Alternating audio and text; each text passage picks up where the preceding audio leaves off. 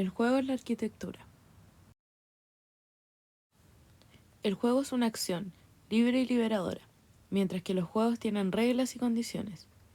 Conocemos el dicho corbusiano: la arquitectura es el juego sabio, correcto y magnífico de los volúmenes bajo la luz. Pero, ¿qué tipo de juego es la arquitectura? ¿El juego o el jugar? Y si es lo segundo, ¿cuáles son sus reglas? ¿Quién las planteó y cómo regulan y se regulan?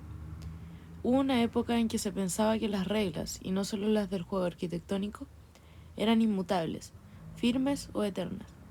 La proporción, los ritmos, la simetría o la estabilidad, la utilidad y el decoro vitruviano. ¿Y si alguien inventó esas reglas, cómo lo hizo y para qué?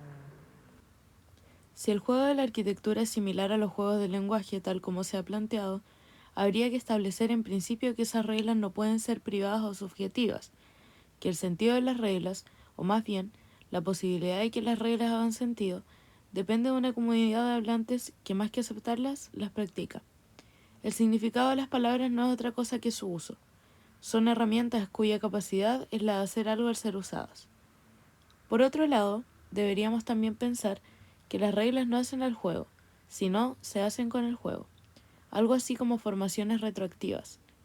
En algún momento, cuando las reglas se codifican, se define un juego preciso en el que transgredirlas supone en principio una violación, o en un caso extremo, un cambio de juego.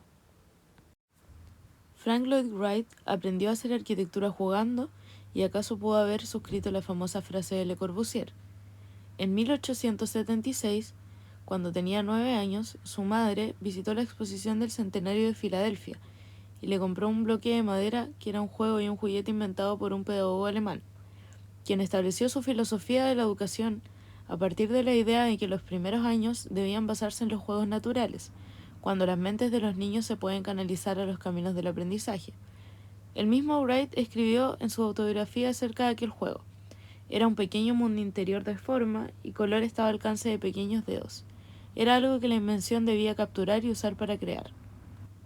Si la arquitectura es un juego, por más sabio, correcto y magnífico que sea, las reglas tal vez se generen como las del fútbol o el rugby, mientras se determina el juego, y el sentido de las mismas depende de lo que sean capaces de hacer, del desempeño o performance.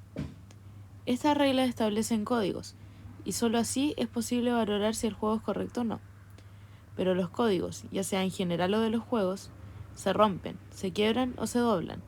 De eso se trata, aunque el chiste puede ser que se doblen y no que se rompan. Asimismo, podemos relacionar el juego de diversas formas con la arquitectura. Un acercamiento al exterior, podemos ver elementos que combinan el juego con la lógica para llegar al ser humano de una u otra manera. Los juegos con luces, con sonidos, alturas, etc. La inmensidad de posibilidades lo hace un elemento no menos importante dentro del rubro en general.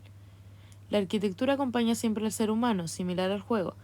Comienza desde que somos niños y le otorga diversos límites o reglamentos aplicables en toda la vida. También podemos hablar de ella como una forma de expresión o manera de estímulo, pensarla como una manera de mirar las cosas. Por ende, inevitablemente se transmite de una persona a otra y de una manera más lúdica, nuevamente rompiendo aquellos esquemas del reglamento, cuando aparecen nuevas formas, programas y características que se van implementando y normalizando más con los años. Si hablamos de estimulación, es correcto hablar de niños y de aquellas primeras etapas, donde la manera de habitar deja preguntas muy importantes. ¿Qué pasa con un niño cuyo espacio es limitado y no puede desenvolverse de manera correcta en su entorno? Ahora, ¿cuál sería la diferencia con aquel que sí tiene aquellas oportunidades? Esas interrogantes tienen respuestas casi lógicas. Uno tendrá un desarrollo mucho más rápido, aumentará su creatividad, se sentirá relajado y a la vez más libre. Sin embargo, quien no lo tiene buscará construirlo de cualquier manera, haciéndose un espacio propio y dejando de lado las reglas.